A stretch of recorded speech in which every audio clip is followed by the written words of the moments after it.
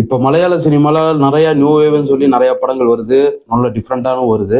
இது ஒரு காலத்துக்கு முன்னாடி வந்து மலையாளத்துல ஒரு சீப் காமெடியா பல படங்கள் வந்துட்டு இருந்துச்சு. அப்போ அதை வந்து கொஞ்சம் மாத்தினவர் பார்த்தீங்கன்னா ஷீக் கபூ அப்படிங்கிற டைரக்டர் தான். அவர் தான் அந்த 22 female Kottayam, salt and pepper பல படங்கள் எடுத்தாரு. எல்லாமே டிஃப்ரெண்டாகவும் இருந்துச்சு. அவரோட அசிஸ்டன்ட் தான் திலீப் போத்தன், அவர் தான் மகேஷ் பிரதிகாரம் இதெல்லாம் எடுத்தவர்.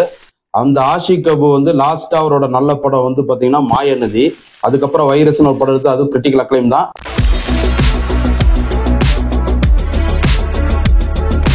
அந்த மாதிரி ஆஷிக் கபூர் ரொம்ப நாள் கழிச்சு ஒரு அட்டகாசமான கம்பேக்கோட வந்த படம் தான் இந்த ரைஃபிள் கிளப். மங்களூர்ல பெரிய அண்டர்கிரவுண்டான அனுராக் காஷி இருக்காரு. அவரோட பையன் பிறந்த நாளுக்கு வந்து பெரிய பார்ட்டி நடக்குது. அப்போ ஒரு டான்ஸ் குரூப் வந்து ஒரு ஆட வராங்க. அதுல ஒரு பொண்ணு மேல வந்து இந்த பையனுக்கு வந்து ஆசை வந்து அவனுக்கு வலுக்கட்டாயம் போய் செடியூஸ் பண்ண போறான்.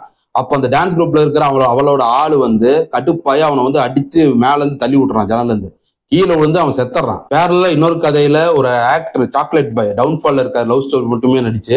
அவருக்கு வந்து ஒரு ஆக்ஷன் ஓரியன்ட் படம் வருது, அதாவது வேட்டையாடுறத பத்தி படம். அதுக்கு வந்து நம்ம உண்மையாலுமே பயிற்சி எடுக்க போலாம் ஒரு ரைஃபிள் கிளப்புக்கு அப்படின்னு மேனேஜர் சொல்றாரு. ஏன்னா மம்முட்டி வந்து மிருகியா படத்துல வந்து புலிகளை வேட்டையாடுற அந்த கதையில வந்து நான் உண்மையாலுமே மெத்தட் ஆக்டிங் பண்ணுன்னு சொல்லி ஒரு குகையில போய் 3 மாசம் தங்காதா அவர் மேனேஜர் சொல்றாரு. சரி ஓகே நம்மளும் அங்க போலாம்னு சொல்லி இந்த ஆக்டர் ஒத்துக்கிறாரு. அப்ப ரைஃபிள் கிளப் போறாங்க. அப்போ அங்க கொலை பண்ணிட்டு தப்பிச்சு வந்த ஜோடி இந்த ரைஃபிள் கிளப்புக்கு தான் வராங்க. அவங்கள சேஸ் பண்ணி அந்த அனுராக் காஷி கேங் வருது. அவங்க வந்து பழி வாங்கினாங்களா இல்ல ரைஃபிள் கிளப்ல இருக்கவங்க வந்து அவங்க டிஃபெண்ட் பண்ணாங்களா, இதுதான் மீதி கதை. படம் வந்து ஒரு அட்டகாசம் ஓல்ட் ஹவுஸ் ஆக்ஷன் மூவியா இருந்துச்சு. இப்ப பல படங்கள் நம்ம பார்த்துருப்போம், சில்வர் ஸ்டாலன் இதெல்லாம் பாத்தீங்கன்னா இப்ப துல்சா கிங்லாம் கூட இப்படி பட்டை கிளப்பியிருப்பாரு. அந்த மாதிரி அந்த ஓல்ட் ஏஜ்ல இருக்கவங்க எல்லாம் வந்து அட்டகாசம் பண்ணிருப்பாங்க அந்த படத்துல. அந்த கன் அந்த வந்து ஹேண்டில் பண்ற விதம், அந்த மாதிரி ரைஃபிள் கிளப்ங்கிற ஒரு பிரஸ்டீஜியஸான ஒரு கிளப்ல அவங்களுக்குன்னு ஒரு ரூல்ஸ் வச்சுட்டு கரெக்டா அதை பண்ணிட்டு இருப்பாங்க. இது வந்து பாத்தீங்கன்னா அந்த காட்டுல நடக்கிறது அந்த ஒரு கிளப், இதெல்லாம் வந்து ரொம்ப வந்து ஒரு அத்தன்டிக்கா இருந்துச்சு. அதுல வர்றவங்க எல்லாருமே அதுல மெம்பரா இருக்கிறவங்க எல்லாம் வயசானவங்க எல்லாருமே ஒரு குடும்பமா இருப்பாங்க. அதுல வந்து ஒரு 3 போட்டோ இருக்கும். இந்த மாதிரி ஆரம்பிச்சவங்க அது பழைய ஒரு வில்லன் ஆக்டர்களோட போட்டோ தான் அது. அதுக்கு பார்த்தா விஜயராகவன் அவரு இருப்பாரு. அவருக்கு பார்த்தீங்கன்னா இடையில வந்து ஆக்சிடென்ட் ஆகி ஒரு மாதிரி வீல் சேர்ல தான் இருப்பாரு. எல்லாருக்குமே அந்த கன்னு தான் மெயினா இருக்கும். எந்த கன்னை பார்த்தாலும் அவங்க கரெக்டா சொல்லுவாங்க. அவன் வந்து அந்த பங்கர்லாம் ஓப்பன் பண்ணி காமிப்பான், அந்த மாதிரிலாம் இருக்கும். அது ஆக்சுவலா அந்த ரைஃபிள் கிளப் இருக்கிற ஏரியாவே சுல்தான் பத்தேரி அப்படிம்பாங்க. அந்த பத்தேரியில அந்த திப்பு சுல்தானோட கோட்டை, பழைய கோட்டை, அந்த வீடு தான் இப்ப வந்து ரைஃபிள் கிளப்பா மாத்திருப்பாங்க. கீழே டஞ்சன்ஸ் எல்லாம் கூட இருக்கும், அங்க துப்பாக்கி வைக்கிற அந்த டஞ்சன்ஸ் அந்த மாதிரிலாம் நிறைய காமிப்பாங்க. அதுல வந்து கிறிஸ்டியன்ஸ் வந்து இது பண்ணாங்க அதெல்லாம் சொல்லுவாங்க. கரெக்டா அந்த ஹிஸ்டரிலாம் இருக்கும், அது பயங்கரமா இருக்கும். இன்னொன்னு வந்து அந்த ஃபர்ஸ்ட் சீன்ல அந்த ரைஃபிள் வாங்கிக்கும் போது ஒரு பன்னி வந்து அப்படியே அந்த கம்பியில கட்டி இழுத்துரும், பன்னி அப்படியே தொங்கிட்டே வரும். அப்படியே அங்க இருந்து வேட்டையாடி அனுப்புவாங்க. அது கரெக்டா ஒரு கேட்ச் பண்ணி அப்படியே அந்த ரயில்வே ஸ்டேஷன்ல இருக்கிற மாதிரி அந்த கேட் மேன்ல இருக்கிற மாதிரி அந்த வீல் போறோம், அந்த பன்னியை கடத்திட்டு போய் கொண்டு போய் அதை வந்து மேல கட்டி வச்சு பார்ப்பாங்க. அந்த பன்னியை அப்படியே சுத்தி முத்தி பார்ப்பாங்க. ஏன்னா அந்த பன்னியை அந்த மாதிரிலாம் வந்து பார்த்து வேட்டையாடி கொண்டு பாக்குறாங்கன்னா அந்த ஒருத்தர் அதனால வந்து அடிபட்டு அவர் காலே இறந்துருப்பாரு. அதனால அந்த பன்னியை பார்த்தா ஒரு கடுப்பு, அதனால எல்லா பன்னியும் கொண்டுட்டு இருப்பாரு. எல்லாம் சாப்பிட்டு அந்த மாதிரி இருப்பாங்க. அதுல வந்து நிறைய சீன் எல்லாம் இருக்கு, நிறைய ஒரு காமெடி சீன் எல்லாம் இருக்கு. என்னன்னா உலகத்திலே டேஸ்டான வந்து கறி எதுன்னா முள்ளமட்டி கறி அப்படின்னு சொல்லுவாப்புல. அதுல வந்து ஒரு முஸ்லீம் இருப்பாரு, அவர் வந்து சாப்பிடலாம யோசிச்சுமோ இல்ல இது பண்ணி தான் அறம், இது வந்து அறம் கிடையாது முள்ளமட்டி அப்படின்பாரு. அந்த மாதிரிலாம் நிறைய சீன் இருக்கு. அப்புறம் வந்து பாத்தீங்கன்னா பார்த்தோன்னே லவ்வாடா அப்படின்னு சொல்லி சொல்லுவாரு ஒருத்தர். ஏன் நான் கூட பார்த்தோன்னே லவ் தான், என்ன கேப் ஒரே ஒரு கேள்விதான் கேட்டேன், நீ கிறிஸ்டினான்னு கேட்டேன், அவ்வளவுதான் அப்படின்னு சொல்லி லவ் பண்ணிட்டா அப்படின்னு சொல்லுவான். அதுல வந்து இந்த திலீஷ் போத்தனோட கேரக்டர் வந்து ஒரு காமெடி மாதிரி ஆரம்பிச்சு பயங்கரமா மாறும். அப்படியே செமையா இருந்துச்சு அந்த சீன்லாம். அனுராக் காஷி வந்து ஆல்ரெடி மென்டல் மாதிரி தான் இருப்பாரு, இதுலயும் மென்டல் மாதிரியே நடிச்சிருக்காரு. அவருக்கு வந்து நல்லா சூட் ஆகுது. அது பல டைலாக்ஸ் வந்து அவர் ஹிந்தியில தான் பேசியிருக்காரு, அதாவது மலையாளம் ரொம்ப கம்மி தான். அப்புறம் வந்து இதுல ஹனுமன் கைண்ட் அந்த மியூசிக் அவர் வந்து ஒரு கேரக்டர் பண்ணியிருக்காரு பையனா, அப்படியே சின்ன வயசு அஜித் மாதிரியே இருக்காரு, அட்டகாசமா இருக்காரு ஆளு, அப்படியே டோப்பா அவரு நல்லா நடிச்சிருக்காரு. பல கேரக்டர் எல்லாருமே நல்லா நடிச்சிருக்காங்க. திலீஷ் போத்தன், தர்ஷனா ராஜேந்திரன், விஜயராகவன், இந்த மாதிரி பல கேரக்டர் இருக்கு எல்லாருமே. அப்புறம் நம்ம வாணி விஸ்வநாத் எப்படி 80s பியூட்டி அவங்க எல்லாம் இதுல இருக்காங்க, பயங்கரமா சுட்டு தள்ளுறாங்க எல்லாருமே. அதுல ஒரு சீன் வந்து அந்த வில்லனுங்க எல்லாருமே வந்து உள்ள செக் பண்ணுவானுங்க. அப்ப துப்பாக்கி சுடுவோம், அப்படி ரகதான் சுடுவோம். அந்த இதுல வந்து இவனெல்லாம் அப்படியே அமைதியா உட்காந்து பார்த்துட்டு இருப்பானு, சீட்டு விளாண்டு இருப்பானுங்க, அப்படியே பார்த்துட்டே இருப்பானுங்க. என்னடா பயப்படுற மாதிரியா கடுப்பாயிருவான். அப்ப பார்த்து எல்லாருமே ஒரு ஒரு ஒரு இது பண்ணுவாங்க, ஸ்டாண்ட் ஆஃப் மாதிரி. அது அட்டகாசமா இருந்துச்சு அந்த சீனு, பயமா மாஸ் சீனு. அப்புறம் இன்னொன்னு அந்த பன்னி அந்த கம்பியில வர சீன் வந்து பாத்தீங்கன்னா கடைசி இன்னொரு சீனுக்கு ஒரு ரிவீலா இருக்கும். அதுவும் அட்டகாசமா இருந்துச்சு. அது செம மாஸ் சீனு, படம் ஃபுல்லாவே மாஸ் சீனு தான். கடைசியில வந்து அப்படியே செகண்ட் ஹாஃப்ல வந்து ஆக்ஷன் சீன் கொஞ்சம் ஓவரா தான் இருக்கு, சுட்டுட்டே இருக்கானுங்க.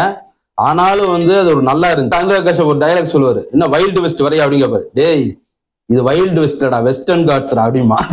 செமையா இருந்துச்சு அந்த சீன். இதுல வந்து பாத்தீங்கன்னா ஆஷிக் கபூர் வந்து அவரோட டைரக்ஷன் ஸ்கில்ல வந்து அப்டேட் பண்ணிட்டே இருக்காரு ஒவ்வொரு இதுலயும். அந்த மாதிரிதான் ஒரு டைரக்டர்ஸ் இருக்கணும்.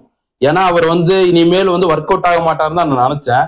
ஆனா இந்த படத்துல வந்து அப்படியே மாத்திருக்காரு, ஒரு அப்டேட் ஆயிருக்காரு. அப்படியே ஆக்ஷன் சீன்லாம் அப்படி அட்டாசமா இருக்கு. நிறைய சரௌண்டிங், அந்த அட்மாஸ்பியர், ஆம்பியன்ஸ் எல்லாமே நல்லா இருக்கு. அப்புறம் காட்டுல அந்த வேட்டையாட போறது இதுவும் ஓரளவுக்கு நல்லா தான் இருந்துச்சு. இதுல வந்து சினிமாட்டோகிராஃபி வந்து டைரக்டர் தான் பண்ணியிருக்காரு, ஆஷிக் கபூர் தான் பண்ணியிருக்காரு. அப்புறம் கிராபிக்ஸ் தான் கொஞ்சம் அனிமல்ஸ்லாம் அதெல்லாம் தெரியல, அவ்வளவுக்கு வேட்டையாடுறதுலாம் அவ்வளவுக்கு இது இல்லை.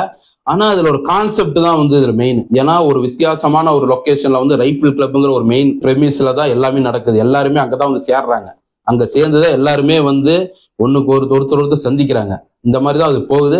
நிறைய சீனு வந்து ஒரு ஓல்ட் ஹவுஸ்ல தான் நிறைய இருக்கு. ஏன்னா புதுசா வரவனுங்க இவனுங்க அனுராக் காஷ்யப் கேங் எல்லாம் பாத்தீங்கன்னா ஃபுல்லா வந்து இப்ப இருக்கிற மிஷின்கள்ல வந்து வச்சு போடுவாங்க. அவங்க பழைய அந்த இந்த துப்பாக்கி, நாட்டு துப்பாக்கி தான் வச்சு இது பண்ணிட்டு இருப்பாங்க. எல்லாம் ஒவ்வொரு புல்லட். அவர் சொல்லுவார் அந்த வெயில் சேர்ல உட்காந்துருக்காரு அவர் ஹெட், ஏய் நம்மகிட்ட வந்து ஒவ்வொருத்தனுக்கு 3 புல்லட் தான்டா, 50 புல்லட் தான் நமக்கு கரெக்டா இருக்கணும், ஒருத்தன் கூட அதுல எச்சா வரக்கூடாதுன்னு சொல்லுவார். நல்லா அதெல்லாம் வந்து எப்படின்னா இந்த நம்ம வந்து பூமர் இந்த பெருசுன்னு சில பேர் சொல்றோம், அவங்களாம் வந்து அந்த கணக்குல அக்யூரேட்டா இருக்காங்க. நம்ம ஆளுங்க வந்து இப்ப இருக்கவனுங்க வந்து டிவிடின்னு சுட்டுட்டு இருக்கானுங்க. ஆனா அவங்களோட பாயிண்ட் வந்து தப்பா இருக்கு.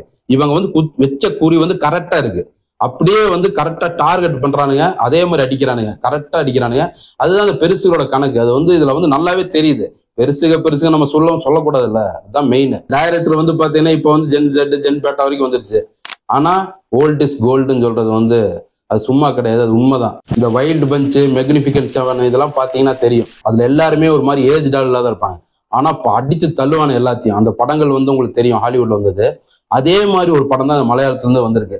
இவங்க வந்து எப்படி இந்த கரெக்டா எசன்ஸ் பிடிக்கிறாங்கன்னு தெரியல. இந்த மலையாளத்துல வந்து வெஸ்டர்னோட அதை கரெக்டா கேட்ச் பண்றாங்க. அதாவது அந்த ஒரு டயலாக்லேயே தெரியும் பாத்தீங்கன்னா, வைல்டு வெஸ்ட், வெஸ்டர்ன் கட்ஸ், இந்த மாதிரி அது கரெக்டா நம்ம வந்து அந்த ஹோமேஜ் கொடுக்கணும். நம்ம கரெக்டா ஒரு காலத்துல பரதன் எடுத்த அந்த தாழ்வாரம் படம் தெரியும், ஒரிஜினல் வெஸ்டர்னுக்கு வந்து கரெக்டான ஹோமேஜா இருக்கும். அது ஒரு சிங்கிளா ஒருத்தன் வந்து ரிவெஞ்ச் எடுக்க போறதுதான் அந்த படம். அதாவது எல்லா வெஸ்டர்ன் படத்துலயும் அப்படிதான் வரும். ஒருத்தன் சிங்கிளா வருவான், பேர் தெரியாத ஒருத்தன். அவனுக்கு தேவையான வில்லனுங்களை வந்து கரெக்டா வேட்டையாடிட்டு அவன் பாட்டு போயிடுவான். அவனுக்கு பேரே இருக்காது, அவனோட இது இருக்க பாஸ்ட் இருக்காது, பிரசன்ட் இருக்காது. அந்த மாதிரி ஒரு படம் தான் பரதன் எடுத்தார், தாழ்வாரங்கன்னு. அது வந்து பாலக்காட்டுல இருக்க அந்த வேலியை சுத்தி தான் அந்த படமே. தாழ்வாரங்கிற பேரே அந்த வேலி தான். அந்த வேலி, அந்த ஒரு மாதிரி வந்து ஒரு ஸ்பாகெட்டி வெஸ்டர்னோட அந்த கலரு, அந்த டோனு பரதன் வந்து சூப்பரா எடுத்திருப்பாரு. அந்த மாதிரி ஒரு ஆப்போசிட் இது வந்து ஆப்போசிட்டான படம். இந்த rifle club full and full action அட்டகாசமா எடுத்திருக்கானுங்க. இந்த படத்தை மிஸ் பண்ணாம பாருங்க. தேங்க்யூ.